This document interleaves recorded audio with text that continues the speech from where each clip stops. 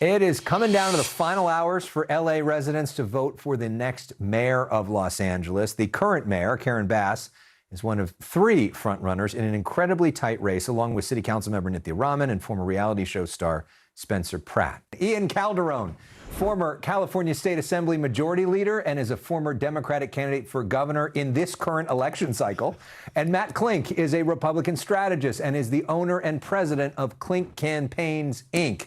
Welcome, gentlemen.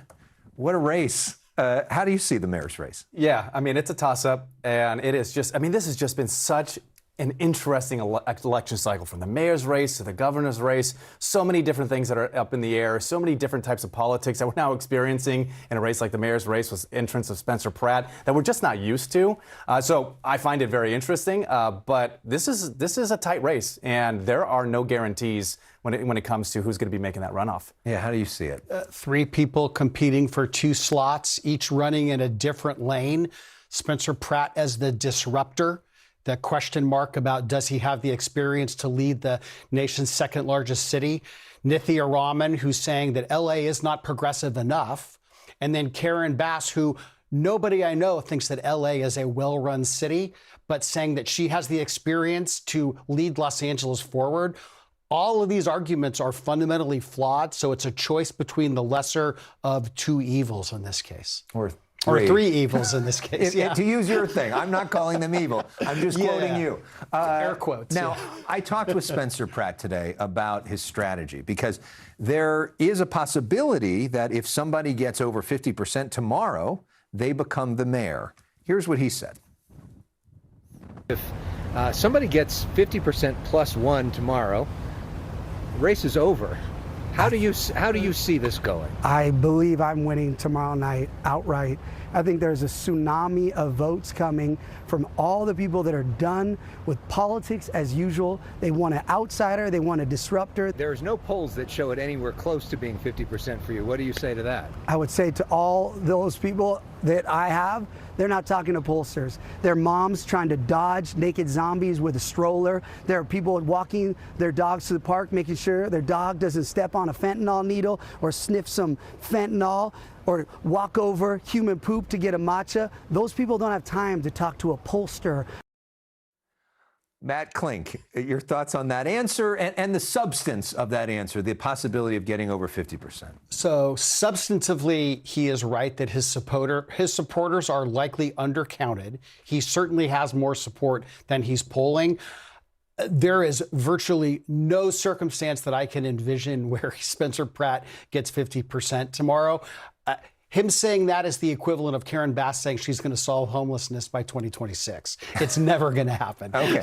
Wow. So that's quite a thing. Even from the top Republican strategists in LA. I feel very comfortable saying that. Yeah. Do you agree with that? It's just not realistic. I mean, but was that the Spencer Pratt shimmy? Is that going to be a thing? He's been working his campaign that could be a meme. People complained when Governor Newsom did that during an interview that I did with him. That is still a meme.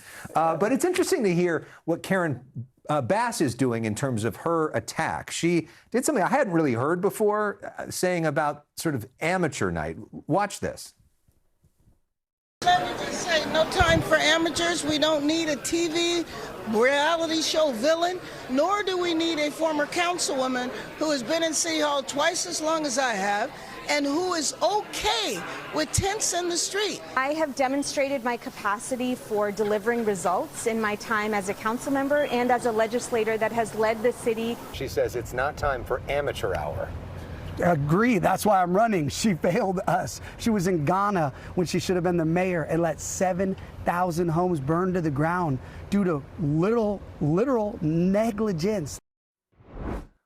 What do you make of the way Bass is framing this? Not time for amateurs from a political strategy perspective. Yeah, I mean, look, I understand why she's running on that, and to her point that her experience and her political acumen is what got us through Donald Trump over the last couple of months, sending ICE into Los Angeles, and there could have been a very real different scenario, how things would have played out and how that would have impacted Los Angeles without her experience, without her political depth. But also at the same time, she's also running against that experience that a lot of people are so frustrated with and feel so lost when it comes to feeling like they can breathe in a city where they're just being squeezed from every end. And she made a lot of promises that just haven't come to fruition. And if she's so experienced, why wasn't she able to solve those challenges when she got elected the first time? So that sounds like that would be a Republican talking point, Matt. Yeah, exactly. Thank you. You have to usually come up with a Republican talking point. But if you were doing the talking points for Karen Bass, what would your strategy be for her, given the cards that she's dealt? Yeah, I mean, look, it's a tough one because support for incumbents, irrespective of Karen Bass or not, is not good whether you're a Republican or a Democrat. But what she has to play up is you can't run a city of 3.8 million people without having some experience. And her experience at the state and the federal level and her last 4 years, even though it hasn't been great, it's certainly better than someone who's never held elected office and a Democratic socialist who knows where they would take the city when we've got the Super Bowl, the World Cup, and the Olympics coming online very, very soon. So it's a tough argument for her to make, but you got to play the cards you're dealt, and that's what she has to play with.